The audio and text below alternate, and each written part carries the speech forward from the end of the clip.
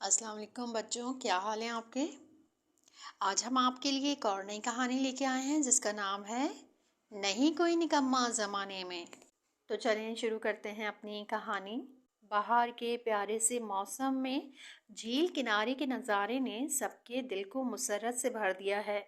پودوں کی شادابی، پرندوں کی چہچہاہٹ اور ماحول کے سکون نے اس موسم کو واقعی خوبصورت بنا دیا ہے۔ جھیل کا پانی دھوپ میں ایسے چمکتا ہے جیسے سونا ابل آیا ہو۔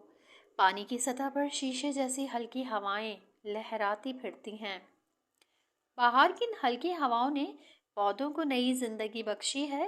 پھولوں کی دلکش کلیوں نے منظر کو رنگین بنا دیا ہے۔ ان کی اپنی خوشبو نے فضا کو معطر کر دیا ہے۔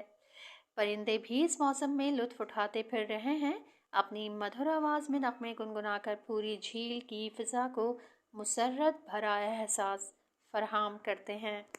موسم بہار کے اس پیارے سے نظارے میں خوشی کی تصویر بنی۔ مادہ بطخ کو انتظار تھا اپنے ہونے والے نئے بچوں کا۔ وہ کچھ دن قبل نئے انڈوں پر بیٹھی تھی اور اب اس کے انتظار کی گھڑیاں ختم ہونے والی تھیں۔ وہ چاہتی تھی کہ اس کے چھوٹے چھوٹے بچے اس کے ساتھ کھیلیں، شرارتیں کریں اور وہ ان کی موج مستیوں سے اپنے دل کو خوش کرے۔ آخرکار وہ دن آ ہی گیا جب انڈے ایک ایک کر کے پھٹنے لگے۔ بطخ کے بچے ایک ایک کر کے اپنے خول سے باہر نکل آئے۔ باہر آتے ہی انہوں نے اپنے پروں کو ہلایا اور آواز نکالنا شروع کر دی، کوئک کوئک۔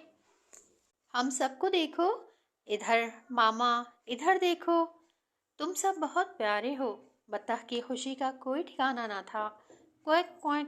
اپنی تعریف سن کر وہ سب خوشی سے پھولے نہ سمائے اور جھومنے لگے۔ آؤ اور قطار بناؤ، میں آپ سب کو تیراکی سکھانے کے لیے جھیل میں لے کر چلوں گی، اس نے کہا۔ بچے خوشی خوشی قطار بنانے لگے، 1 2 3 4 5۔ بطخ نے گنتی شروع کی مگر بچے تو 6 ہونے چاہیے۔ وہ پھر سے گنتی کرنے لگی۔ ایک بچہ کہاں گیا؟ وہ سوچنے لگی کہ ایسا کیوں کر ہوا۔ اسی عالم میں اس کی نگاہ ٹوکری پر پڑی تو اس نے دیکھا کہ ایک بڑا انڈا ابھی بھی گھونسلے میں آرام فرما رہا تھا۔ ارے ایسا لگتا ہے کہ اس بڑے انڈے میں زیادہ وقت لگے گا، مجھے دوبارہ گھونسلے میں بیٹھ کر کچھ اور انتظار کرنا پڑے گا، اس نے دل ہی دل میں سوچا اور جا کر گھونسلے میں بیٹھ گئی۔ اگلے ہی دن بڑے انڈے کی بھی باری آ گئی۔ اس میں سے ایک بچہ نکلا، لیکن ایک عجیب بات ہوئی کہ یہ پرندہ دوسروں سے کچھ الگ تھا۔ یہ بڑا بھی تھا اور پیلا بھی نہیں تھا، بلکہ وہ سر سے لے کر پاؤں تک گہرا سرمئی رنگ کا تھا۔ اس کی چال بھی عجیب تھی۔ وہ اپنے خول سے مضحکہ خیز انداز میں باہر نکل آیا۔ پیلے رنگ کے 5 بچوں میں سے ایک نے دوسرے کو اشارہ کیا، یہ کون ہے؟ یہ ہم میں سے نہیں ہو سکتا۔ وہ حیران تھا، اتنا بد شکل بچہ، یہ ہمارا بھائی نہیں ہو سکتا۔ دوسرے چیاؤں پیاؤں نے بھی آواز نکالی، تم ایسی بات کیسے کہہ سکتے ہو؟ ماما بطخ نے سخت آواز میں کہا، تم ابھی صرف 1 دن کے ہوئے ہو، تمہارا بھائی بھی تمہاری طرح اسی گھونسلے سے نکلا ہے۔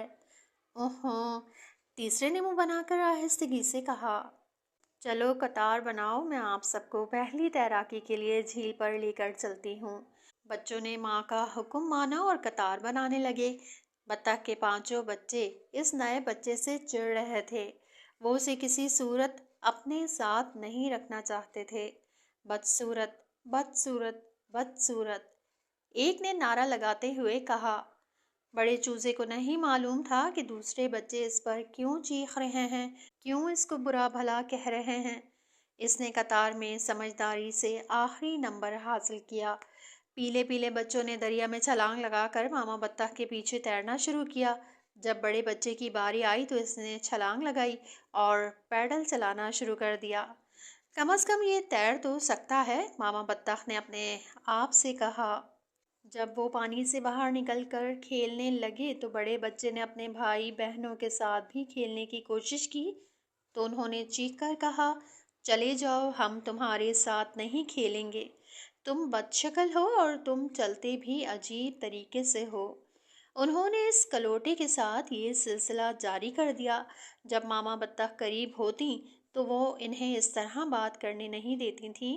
لیکن وہ ہمیشہ ان کے قریب بھی نہیں ہوتی تھیں۔ بچے اسے بہت تنگ کرتے تھے اور بار بار بدصورتی کا طعنہ دیتے تھے۔ ایک دن پیلے رنگ کے ایک بچے نے اس سے کہا، اگر آپ یہاں سے چلے جاؤ تو ہم پر بڑا احسان ہوگا۔ جب ایک نے کہا تو سب نے بڑبڑانا شروع کر دیا، نکل جاؤ، باہر نکل جاؤ، یہاں سے چلے جاؤ۔ احتجاج کا ایک نہ رکنے والا سلسلہ تھا جو تھم نہیں رہا تھا۔ یہ سب مجھے یہاں رہنے کیوں نہیں دیتے؟ بدصورت بچے نے اپنے آپ سے کہا۔ اس نے اپنا سر نیچے کی طرف لٹکا لیا اور رو سا دیا۔ جب یہ مجھے پسند نہیں کرتے تو مجھے یہاں سے چلے ہی جانا چاہیے۔ وہ ایک مشکل فیصلہ کر رہا تھا۔ اس کے پر نکل آئے تھے، وہ اب یہاں نہیں رہنا چاہتا تھا۔ وہ رات کو کھیتوں کی باڑ کے اوپر سے اڑ گیا۔ وہ اڑتا رہا یہاں تک کہ وہ جھیل کی دوسری جانب اتر گیا۔ وہاں پر اس کی ملاقات دو بڑی بطخوں سے ہوئی۔ کیا میں تھوڑی دیر یہاں آپ کے ساتھ رہ سکتا ہوں؟ اس نے کہا۔ میرے پاس رہنے کا ٹھکانہ نہیں ہے، اس نے سوال کا انتظار کیے بغیر ہی وضاحت کی۔ ہمیں کیا پرواہ، ایک بطخ نے بے پرواہی سے کہا۔ تمہیں رہنا ہے رہو، بس ہمارے کام میں ٹانگ مت اڑانا۔ If if. اچانک ایک بڑا بھوکا کتا دونوں بطخوں کا پیچھا کرتے ہوئے دوڑتا ہوا آیا۔ ان دونوں نے جب خطرہ محسوس کیا تو وہ تیزی سے ہوا میں اڑ گئیں۔ ان کے پر بھی زمین پر گرنے لگے۔ غریب بچہ خوف سے ساکت رہ گیا۔ کتے نے اس کو سونگھا اور پھر منہ پھیر لیا۔ کیا میں اتنا خراب ہوں کہ بڑے بھوکے کتے بھی مجھے پسند نہیں کرتے؟ اس نے رونی شکل بنا کر پھر سر جھکا لیا۔ کچھ دیر میں آسمان سیاہ ہو گیا، کڑاکے دار بجلی چمکی، پھر ایک بڑا طوفان آیا۔ آسمان سے موسلا دھار بارش برسنے لگی۔ کچھ ہی لمحوں میں پانی نے اس کو گیلا کر کے رکھ دیا۔ اوپر سے ٹھنڈی ہوا بھی چلنے لگی۔ اف ہو ہو۔ اس نے دونوں پروں کو سمیٹ کر اپنے سینے کے قریب رکھتے ہوئے سوچا، کاش کوئی ایسی جگہ مل جائے کہ میں خشک ہو سکوں۔ اسے سردی لگ رہی تھی، بہت سردی۔ ہوائیں اب بھی چل رہی تھیں اور وہ کپکپا رہا تھا۔ ایسے میں اسے جنگل میں دور چھوٹی سی روشنی نظر آئی۔ یہ کسی کی جھونپڑی ہو سکتی ہے، مجھے اس طرف جانا چاہیے۔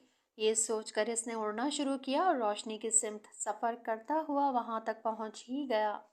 دروازے پر جا کر اس نے آواز نکالی، کوئک کوئک کوئک۔ بدصورت بطخ نے کہا۔ جھونپڑی کا دروازہ زور سے کھلا۔ یہ کیسا شور ہے؟ ایک بوڑھی عورت نے باہر نکل کر دائیں بائیں دیکھتے ہوئے کہا۔ اس کی نظر تیز نہیں تھی، پھر اس نے نیچے کی جانب دیکھا۔ ارے یہ ایک بطخ ہے۔ عورت نے بطخ کو اٹھایا اور اسے اپنی جھونپڑی کے اندر چھوڑ دیا۔ بوڑھی عورت نے بطخ کے بچے کی ہیلپ کی یا نہیں کی، یہ جاننے کے لیے اس کا اگلا پارٹ سننا پڑے گا، اور اس کا اگلا پارٹ سننے کے لیے چینل کو لائک اور سبسکرائب بھی کرنا پڑے گا۔ چینل کو لائک اور سبسکرائب کریں اور اگلے پارٹ کا انتظار کریں۔ اللہ حافظ۔